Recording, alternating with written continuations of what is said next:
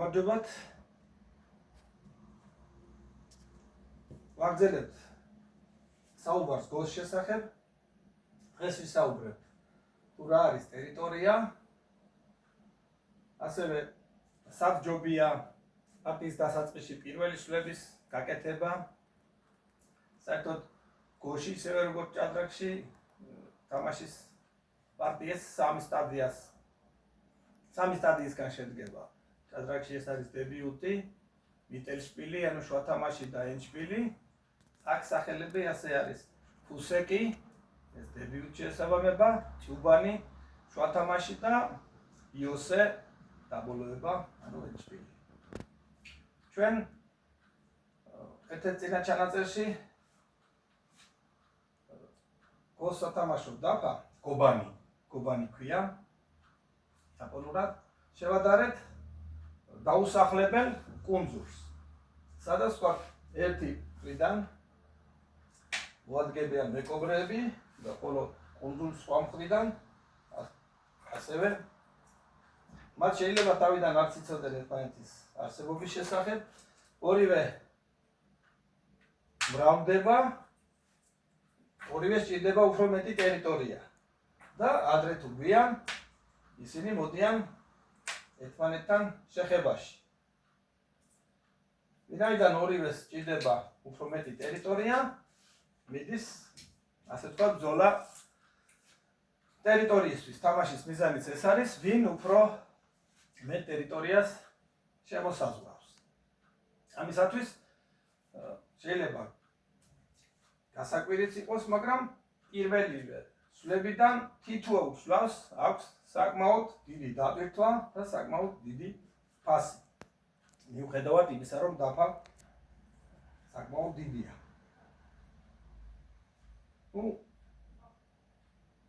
ზოგადად ასევე ცნობილია, რომ ტომებს შორის, შემდეგ სახელმწიფოებს შორის მიდიოდა სწორედ ბრძოლა ტერიტორიების გასანაწილებლად, რაც სამწუხაროდ დღესაც კი არ დამთავრებულა. მოგეხსენებათ, დღესაც მიმდინარეობს ტერიტორიებისათვის ომი. ჩვენ კიდე საქართველოს დასაბრუნებელი ტერიტორიები გვაქვს. ამ კუთხითაც ვფიქრობ, მომავალი თაობისთვის საინტერესო უნდა იყოს ეს თამაში. ერთ-ერთი გოს მასწავლებელი იხსენებს თავის ნათამაშებ პირველ პარტიას.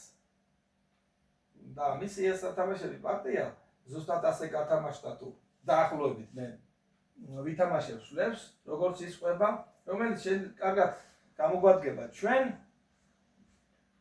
ტერიტორიის გაგების გაზრებისთვის. როდესაც იწყებენ სვლების გაკეთებას მეტოქეები, ზუსტად ასეთი, მაგრამ დაახლოებით მსგავსი რამ ემართება დამწყებებს, რაც გამომდინარეობს თითოეული ადამიანის ხასიათისგან.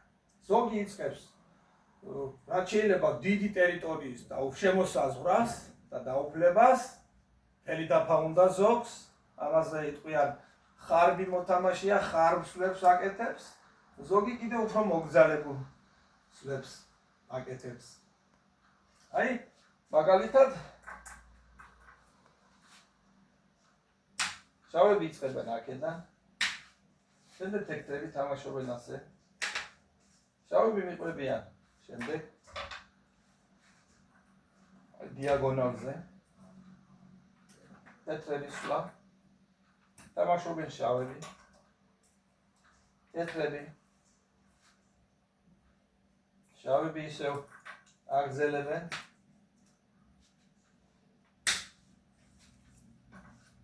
ეს მაგალითისთვის გაკეთეს საზღვარი, გააძლიერეს, დაუშვათ.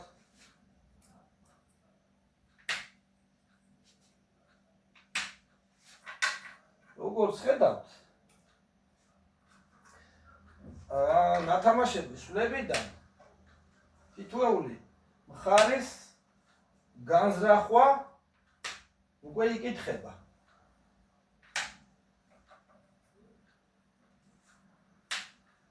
კერძოდ რა? როგორც ხედავთ, თეთრებმა მოგზალებულად შემოსაზღვრეს აი მარცხენა დაბლა კუთხეში. შეიძლება პირდაპირ დათვლა 1 2 3 1 2 3 4 5 6 7 7 3 21 ქულა შემოსაზღვრეს თეთრ. შავები კი ფიქრობენ, რომ აი აქეთა მხარე მთელი მარჯვენა ზედა მხარე ვარაუდობენ, რომ იქნება მათი. ამ დროს შავები, როდესაც მოშნენ უკვე შემოსაზღვრეს მარცხენა დაბლა ტერიტორია საიმედოდ, თამაშობენ აი ასეთ სვლას. შავები გაგვირვებული ფიქრობენ, როგორ ეს ხომ მათი ტერიტორია, მათი საბრძანებელია. აქ როგორ გაბედეს? თამაში თეთრებმა. შეიძლება დაბლა მოდი გადავწიოთ ერთით მაგალითად. შავები იბრძვიან. არა აქვს ახლა მნიშვნელობა აქ რიგს და სიზუსტეს სვათა თანმიმდევრობას, მაგრამ ჩვენ უკვე წინა ჩანაწერებში ვისაუბრეთ, რომ კუთხეში თუ აგებს ორ თვალიან ჯგუფს, ის ცოცხალი ჯგუფი იქნება და აღარ ვასრულებ ახლა დროისგან გამომდინარე, მაგრამ ხედავთ, რომ თეთრები შეიჭრენ შავების შემოსაზღვრულ წყალებში. შავებს რომ ეგონათ უკვე მთელი ეს ტერიტორია ჩემი იქნებაო, შეიჭრენ თეთრები, მათ სრული უფლება ჰქონდათ ამისი წესებიდან გამომდინარე. შავები ეს შეეცადნენ, რომ აქ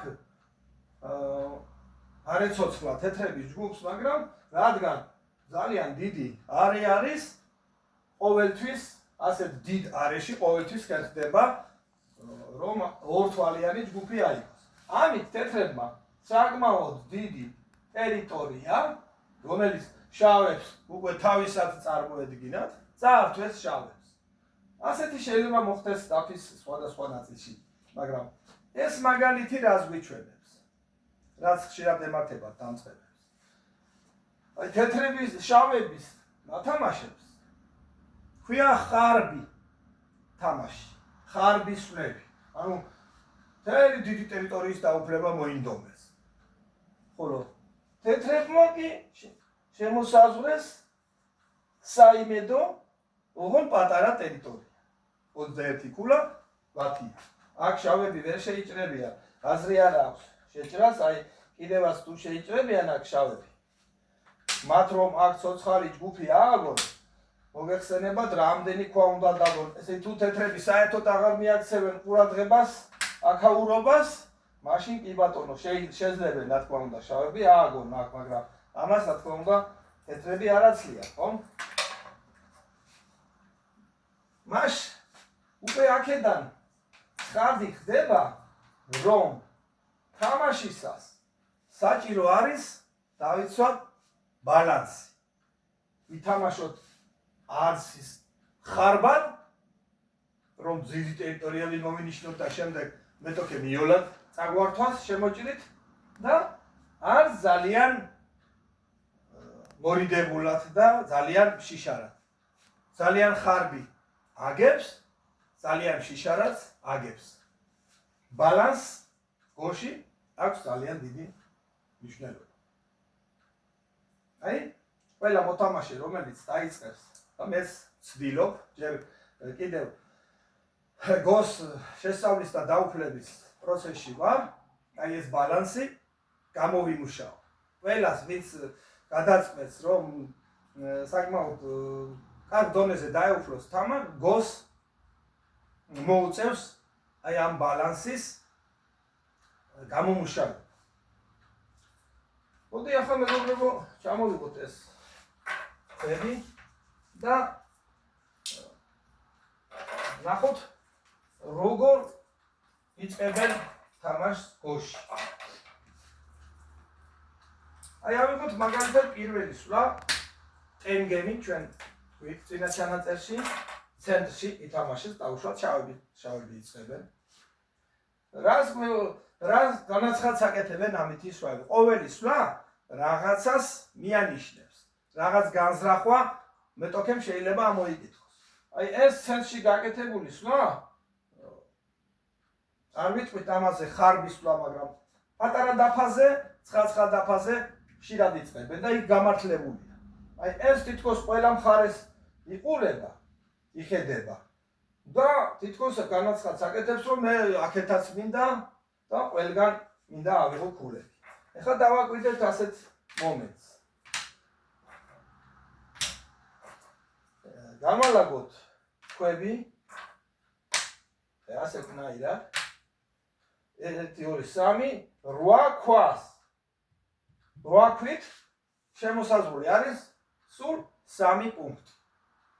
იგივე თუნდაც ჩავიტანოთ ეს აი რომ დავიწყოთ შემოსაზღვრა საზღვრის გაკეთება თუნდაც აი დაბლა იგივე ქვებით. აი დაგჭირდება 1 2 3 4 8 პუნქტი ავიღეთ 8 ქვით. ეხლა მოდი გადმოვიტანოთ ეს ქვები, იგივე ქვები გადმოვიტანოთ კუთხეში. მეგობრებო. 8 ქვაც კი არ ჭირდება, ბოლომდე არც კი არის ზოგჯერ აუცილებელი. მაგრამ დავაკვირდეთ 1 2 3 4 5 15 თითქმის ორჯერ მეტი ტერიტორია შემოისაზღვრა იგივე რაოდენობის სვლებით, იგივე რაოდენობის ქვები, ერთი ქვა, ერთი სვლა არის, ხო? ჭირდება. აქედან დასკვნა შეგვიძლია გამოვიტანოთ, რომ კუთხეებში ქულების აღება უფრო იოლია. თუ ვითამაშებთ სწორად. ხოლო ცენტრში კი ქულების აღება უფრო რთულია. აქედან გამომდინარე, საერთოდ არის გამოთქვაც, რომ ცენტრში ქულები არ იშოვება. ასეთი გამოთქმაც არსებობს.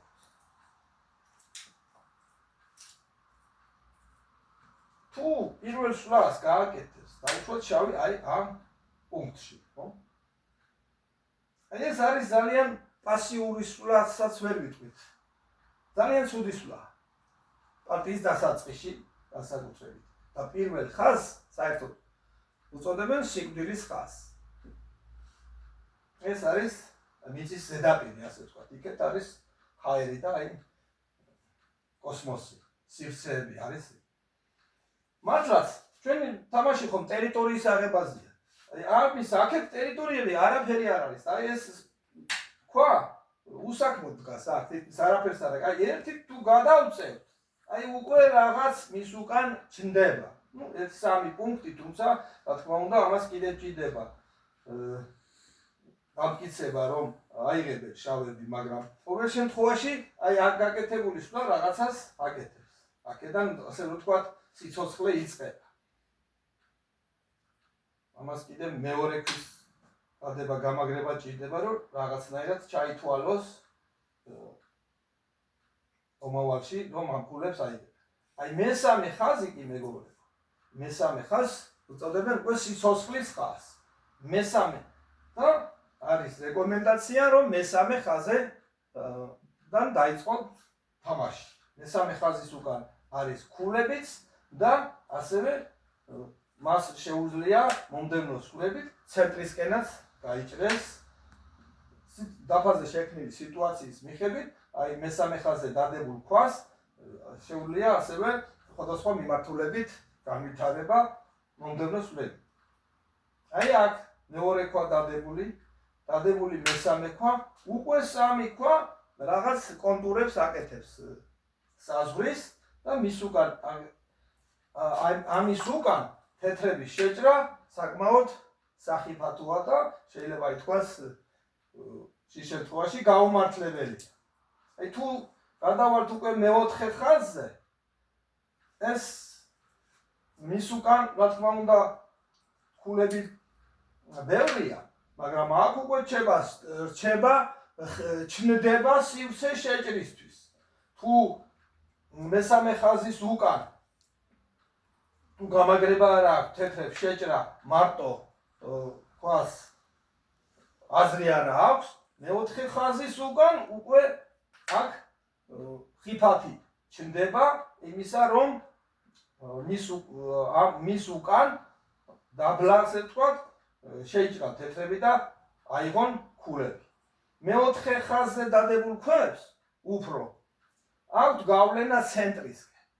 უფრო გავლენას ქმნიან, გავლენაზე არის გათვლილი მეოთხე ხაზზე, ვიდრე ტერიტორიის აღებაზე. აი, ნათქვამიდან გამომდინარე, დაახლოებით ასეთ იაპონელებს მიღებული აქვთ მაგალითად, რომ პირველ სვლას აკეთებენ, აი 4 პუნქტი არის ეს.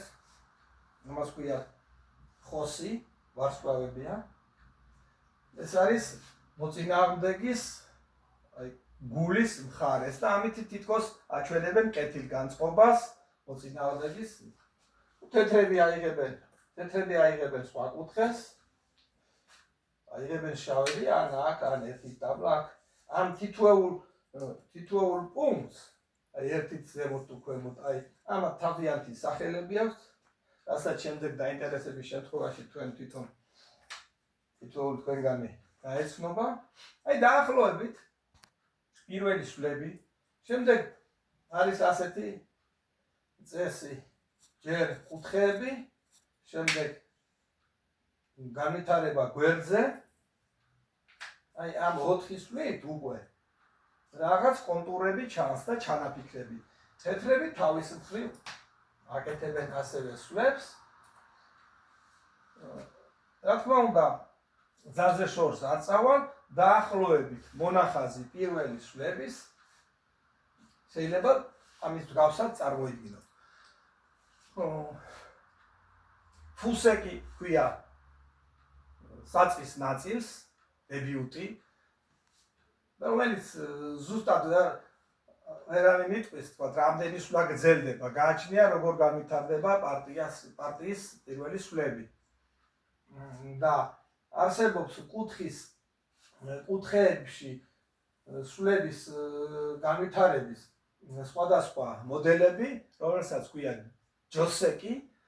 ჯოსეკები არსებობს ძალიან ბევრნაირი, ეს არის კუთხის დაახლოებით თანაბარი განაწილება. აი მეტოქეები პირველ სვლებს თამაშობენ დებიუტში, როგორც ჭადრაკში ორივე მხარეს ცდილობს, რომ არ მიიღოს უარესი.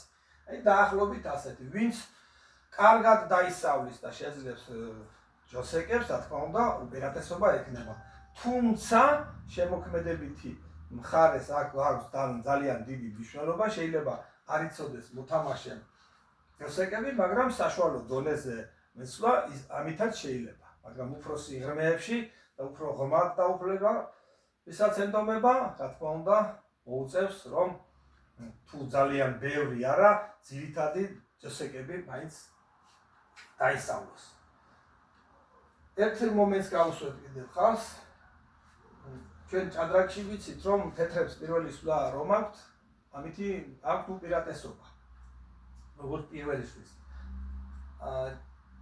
გოში პირველი სვლის უპირატესობა ასევე დიდი მნიშვნელობა აქვს და ამის საკომპენსაციოდ თეთრებს დასაწყისშივე ეწერებათ 6.5 ქულა. 6 ქულა რომ იყოს ამ დგინდა 7 ან კონკრეტული ქულა, მაშინ შესაძლებელია პარტია ყაიმით, ანუ ფრედ ამთავრდეს. მაგრამ აი ეს 9.5 ქულა არის იმის გარანტია, რომ პარტია გოში ყაიმები არ არის. რომ ყაიმით არ დამთავრდება პარტია. ეს იყო, მეგობრებო, რაც მინდოდა ეთქვა ამ მეოთხე ჩანაწერში. მადლობა ყურადღებისათვის. ისურვებთ წარმატებას.